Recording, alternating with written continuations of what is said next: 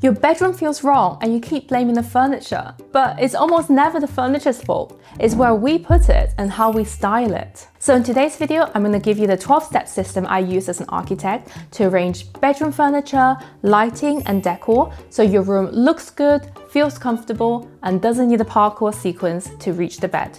I'm going to walk you through every step I do with floor plans and visuals so you can follow it easily and apply it to your own room.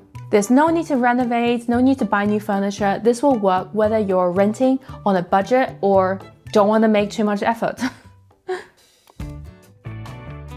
So before you touch a single piece of furniture, figure out what your room is actually like doing wrong, what is awkward about it. So let me give you an example. This is a fairly square room, about 12 by 14 feet, with windows on two sides. And this is not very common nowadays. So whatever we do with the furniture, we want to preserve that double-sided light. This one is a little bit longer and more rectangular at 12 by 16 feet. It has windows on one side and a deep floor plan. So the problem is that a long, narrow room can start to feel like a corridor. So our job here is to make it feel a lot more proportional, a bit more square, to make sure the dark end of the room doesn't become a dead zone. In bedroom 3, there's not much to correct shape-wise, but just look at how many doors this room has. Every wall that has a door is a wall you can't really put furniture against, and every door creates a movement path you can't block. And in bedroom 4, this room has a luxury problem of being just too big. And I know too big sounds like a complaint no one would ever make, but oversized rooms genuinely don't feel that comfortable. When the space dwarfs you and doesn't relate to the human scale, it feels a bit overwhelming. I mean, that's why they built churches and cathedrals to be this huge, gigantic space. So when we are inside that space, we feel in awe, like we're in a space that's greater than ourselves and we are insignificant. But I'm guessing this is not the feeling you would want in your home, especially in your bedroom. So in this really large, spacious bedroom, our job is to break this room down into zones that feel intimate, that relate to our human scale and not intimidating.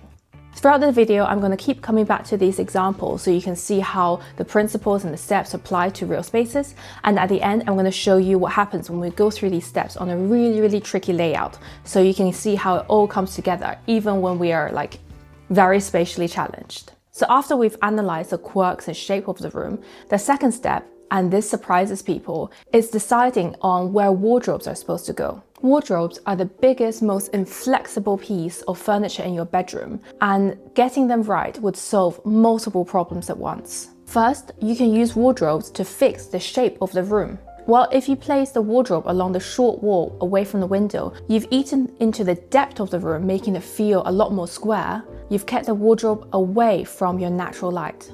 Here is something most people never think about. A closet full of clothes is a surprisingly effective acoustic barrier. The doors, the fabric, the boxes, they all absorb sound, whether that's a flush of the toilet next door or a family member running down the hallway. So if you can, place your wardrobe on an interior wall. The added thickness creates a buffer, and it also makes crossing a doorway into your bedroom feel more like a proper threshold. You'll walk through a deeper, quieter transition, and your bedroom will then feel more separated from the other rooms outside. And of course, you have to consider the circulation paths that people are taking, which we did when we analyzed the room in step 1.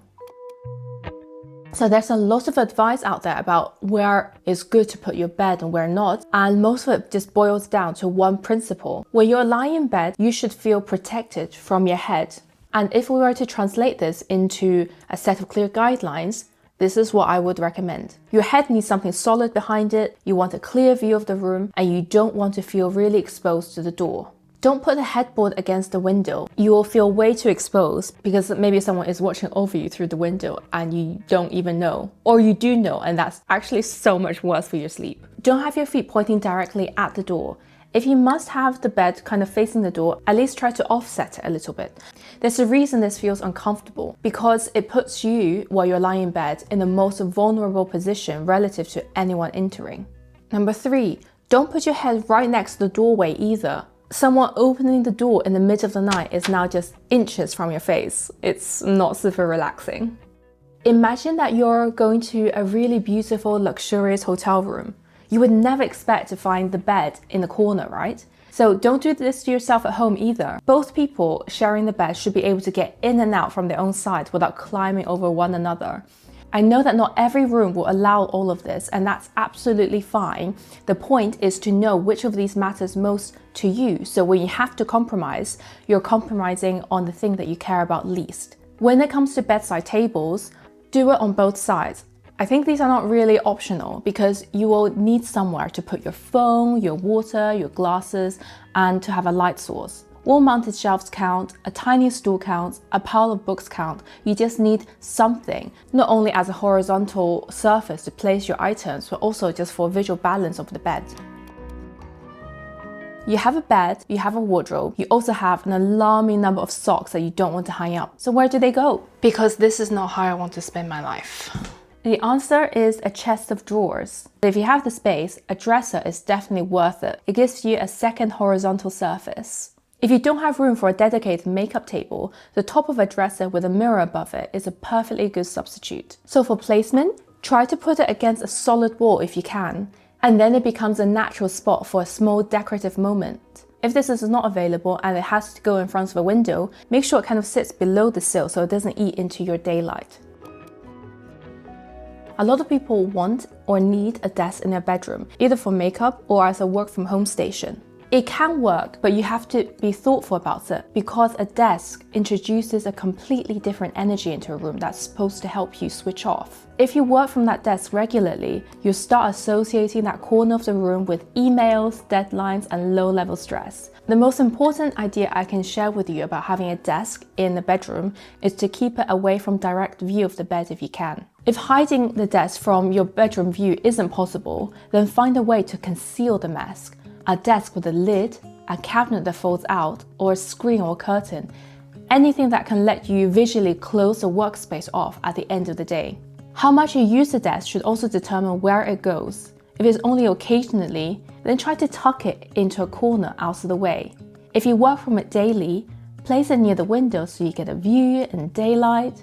And be sure to build enough storage into or around the workstation so you can put everything away when you're done. I see a lot of gorgeous images of desks built into bedroom carpentry that's really open and exposed, and they look absolutely incredible in a hotel room where no one actually works. The reality of a desk you use every day looks more like this.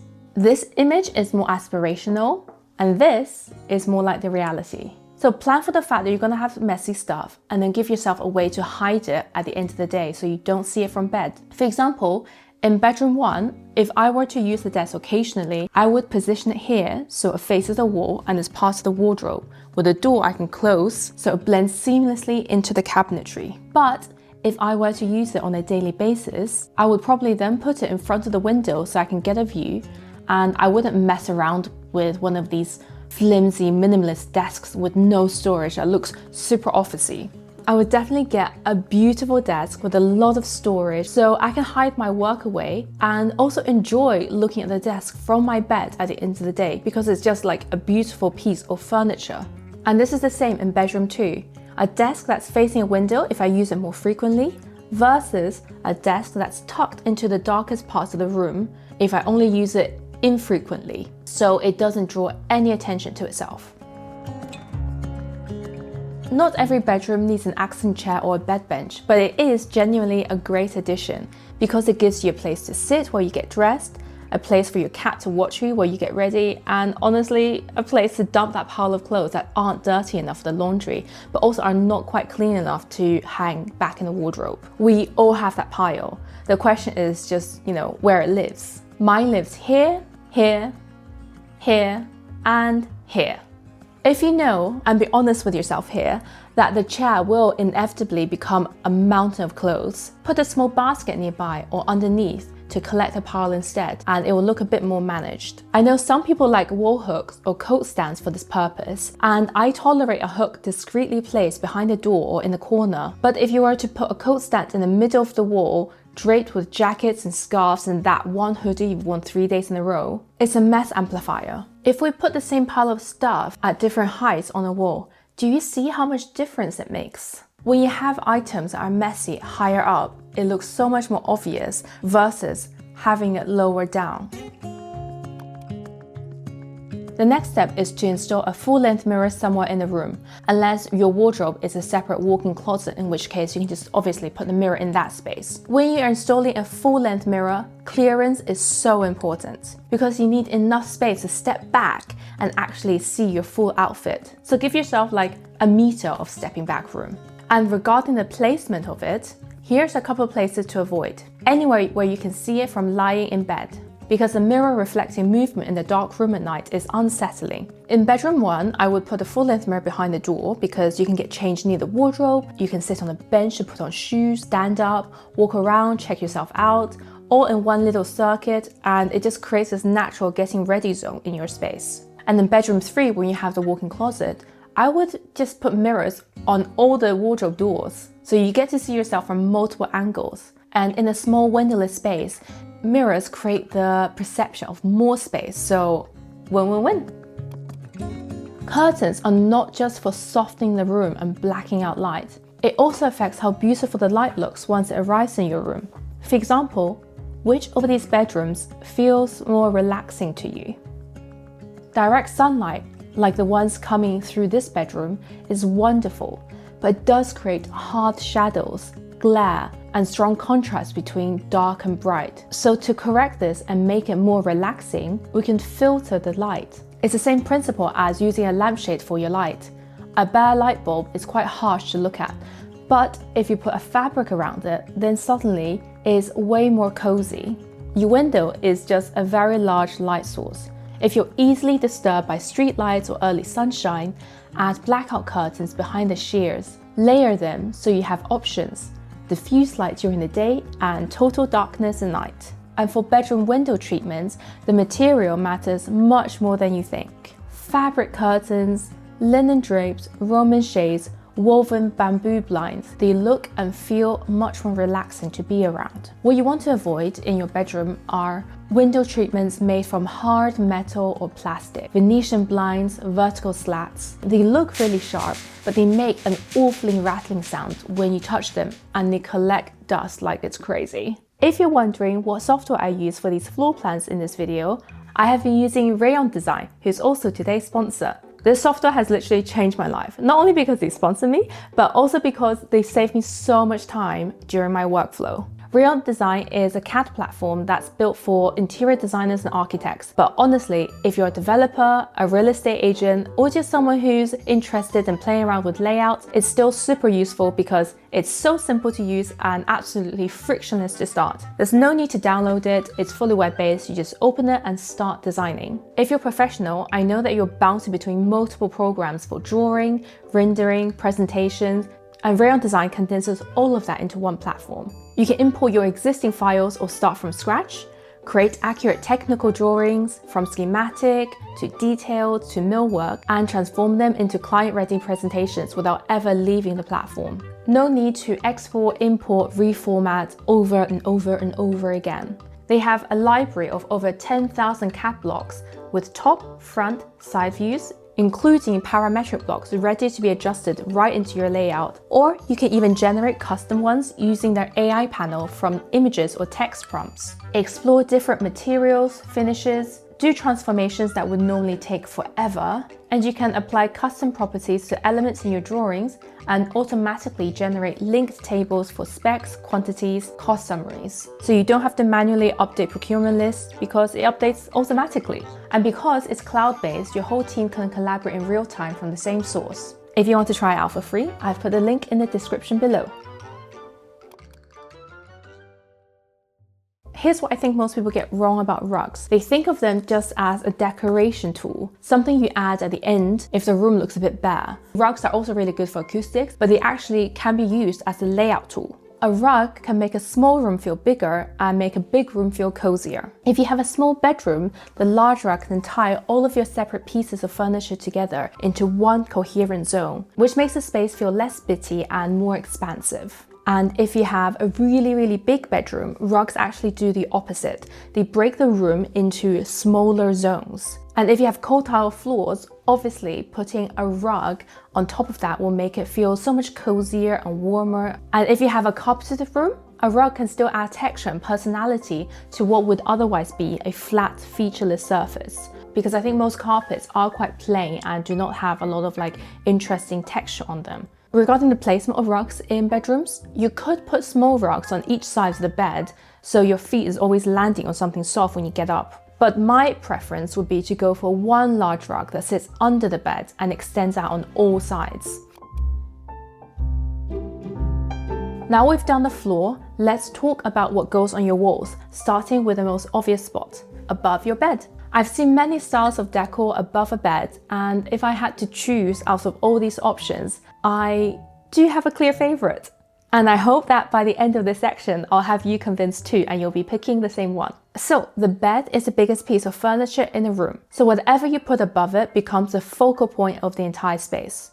Because of this, I would say that this is not the place for a scattered collection of tiny frames, but rather like a large piece of work. And if possible, I would try to make it visually soft. You're sleeping directly under this thing. Imagine that you have a piece of canvas, a tapestry, or a frame print above your head. If it falls at any point during these 8 hours you're unconscious, yes, it's gonna wake you up and you're gonna be quite annoyed, but you're gonna survive. Whereas if you have a shelf that's full of heavy plants, candles, hardback books, that's a very painful safety hazard you've chosen to sleep under every night. I don't know about you, but I would definitely feel a lot more self-conscious and uneasy if I had a metal shelf with all these heavy objects above my head versus one giant soft print that's basically an additional blanket for your face. So if it's above your head, keep it soft and keep it lightweight. Another thing is to make it calm. So your bed is where you wind down, and I think whatever you hang above the bed should support this idea. So if you want to have like photographs of natural scenes, open landscape, soft abstract objects, anything that feels spacious and peaceful, I'm all for it. And on the other hand, I would avoid anything that's like super aggressive, intense, moody. A battle scene above your bed is definitely not the vibe. You want rolling hills, not the fall of Rome. Unless you're really into Roman history, in which case I would still say no. Just save it for your library or the living room. Make it big. One large piece has more impact and more visual calm than a cluster of small ones. But for other walls around your room, you can be more playful. Gallery walls work here. Smaller pieces, heavier frames, objects with more dimension, because you're not sleeping underneath them. So now we put the furniture in the right place, we've decorated your walls, your home looks beautiful during the day. But does it feel good when it's nighttime? I think the default setup for when you first moved into a space is to have one overhead light or to have ceiling lights everywhere. It flattens everything and makes you feel overexposed. For a home to feel good and relaxing, we should actually have pools of light in the room rather than one uniform light. And I'm going to show you how we can turn this bedroom into something that looks more like this. The target is to have 5 to 7 light sources in a normal sized room, and most of them should not be on the ceiling but at head height. It sounds like a lot, but I promise you it's really achievable for most spaces. In general, if there's an area of activity, then you should give it its own light source. The first one obviously is ceiling light. It can be a flush mount, simple pendant, and side note, if you do pick a pendant light and it's hanging, above your bed, just like with the artwork, go for something that's soft. Don't hang a spiky metal and glass chandelier right above your head. Get something that's like paper, fabric, feather. There are a lot of different materials out there that's going to look and feel more psychologically comfortable than basically giant weapons above your head. I would then put bedside lamps on each side of the bed at roughly head height when you're sitting up in bed. Make it warm colored at 2700 kelvins and dimmable if possible. This is the light you'll likely use the most, so get ones you actually enjoy looking at. If you do have a reading corner with an accent chair, give it its own light source on a little side table or a floor one, depending on how much space you have. I would also put a lamp on or near the dresser, so you have a soft light for putting on perfume, getting ready. And if you have a workstation, it needs its own focus light. Not only will it make the zone look better, it's just going to feel a lot more comfortable for your eyes to have the light directly at your desk rather than, as an overhead light from behind. And of course, if you have a makeup table, you probably want like a ring light or something with adjustable colors so you can make it warm when you need it cozy, or colder, more like daylight, so you can do accurate color rendering on your face. Another source of light, which is not really necessary but quite nice to have, is just indirect or hidden light. So these are like LED strips that's inside or behind the wardrobe, under the bed frame, or behind the shelf. These add like a subtle, nice glow that makes the room feel much more higher end and finished. And you can also use this as like a very subtle nightlight for when you need to get up in the middle of the night to use the toilet, but you don't want it to be too bright. The furniture is placed, the lighting is sorted, the walls are decorated, so now it's time to step back and look at the room as a whole. When I talk about symmetry, I don't mean that everything needs to be perfectly like mirrored along a central axis, because that would feel quite rigid. But your brain definitely craves some degree of order, especially in a room where you're trying to relax. So when things are slightly off, like if the bed isn't centered on the wall, or the bedside tables are at different distances, or the artwork is shifted to the left, it creates a low-level visual tension that you feel even if you can't quite name. Unless it's a really intentional, compositional, artistic choice, I would say making things symmetrical is the easiest way to decorate the space and make it feel orderly and good. So in bedroom 1, if the bed is sitting on the wall between the two windows, try to center it between them. If we go back to bedroom 2 and we look at the relationship between the bed, the dresser, and any artwork that's hanging on the facing wall, will it be possible to line them up? But of course, if you have a strong affinity for slightly asymmetric layouts and composition, that's also completely fine. But if you're not sure what looks good and you don't quite trust your judgment yet into like making random things look beautiful, I think symmetry is just a much safer and easier way to do it. And then the final adjustment is about sightlines. So think about the places where you're going to be spending a lot of time in. That would be your bed and maybe the accent chair. And just imagine what kind of things you're seeing when you're lying down here. Are there any obvious like stressful, ugly stuff that you don't really like? For example, if there's a really ugly vent on the wall where you're not really directly looking at it, then it's not really a problem. But if it's on a wall directly opposite where your bed is and you know you'll see it often, then it might be worth, transforming it into something a little bit more aesthetically pleasing. So now that we've covered all 12 steps, let's test this system on a floor plan that is pretty tricky. This room is tricky for 3 reasons. It has doors on opposite walls that cut a circulation path straight through the middle. The shape is really irregular with awkward angles, and it's really small, only about 13 square meters. So not exactly a dream brief here. If we were to analyze this floor plan, I would draw the movement paths first. Traffic cuts the room into 2 halves. The darkest part of the room is over here. The brightest is near the window. That tells us which part of the room is most pleasant to spend time in and which ones we can afford to sacrifice. In this particular floor plan, I would put the wardrobe on the side with the smallest usable space. This does 3 things at once. First, it uses up the awkward zone. Second, it makes the remaining room feel a bit more square. And psychologically, we just feel a bit more comfortable in like squarish rooms rather than awkward shaped rooms. Third, it keeps the bright side completely unobstructed. For the position of the bed, it gets a bit more interesting. You can either put it against the wall with a window, which might partially block the light, and it means you also don't have a solid wall behind you. Or you put it against a solid wall, but with your head right next to the door. I mean, both of these options would work. It just comes down to what you prioritize, whether you want as much natural light as possible, or you prefer to have a clear sight line to the entrance. So for me, since this room only gets light from one direction, then I would rather preserve the light. So I would put the bed against the solid wall, and the side next to the door, the most vulnerable spot, well, that's just gonna be my husband's side of the bed. A chest of drawers or a small desk could go in either of these 2 spots. If you're going to use the desk daily, I would put it closer to the light, and if it's just like an occasional desk, then I would tuck it into the dark corner. And when we're not using the chair at the desk, I would actually slide it against this wall so it can become our accent chair. For the mirror, I would put it either on this wall or behind the door, because both give you enough room to just, step back and look at your whole outfit, not just your face and your torso. For window treatment, I would do 2 layers. You have a sheer layer to filter the light and a blackout layer so you can sleep properly.